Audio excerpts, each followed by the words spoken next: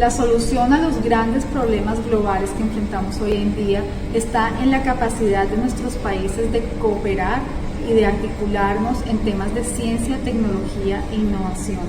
Es por eso que apreciamos y valoramos la iniciativa china de la Franja y la Ruta, una iniciativa que nos ha traído la realización del proyecto Digital Twins for Biodiversity, y esperamos que sea un proyecto exitoso que logre apoyarnos en la conservación del ecosistema de las Islas del Rosario y que nos permita seguir realizando nuevos proyectos en el futuro.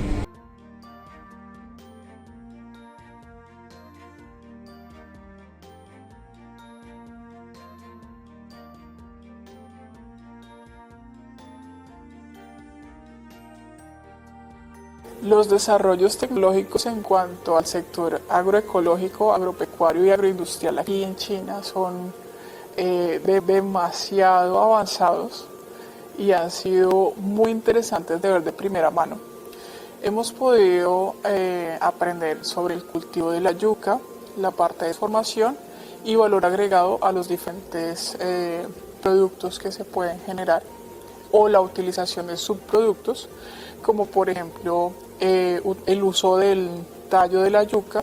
como sustrato para el cultivo de hongos comestibles, o el yogur de yuca también,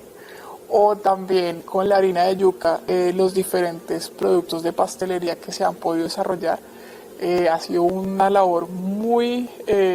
interesante de aprendizaje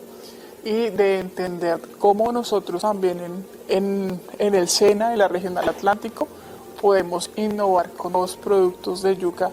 y hacer que ese producto tenga mayor impacto y valor agregado en la región del Atlántico.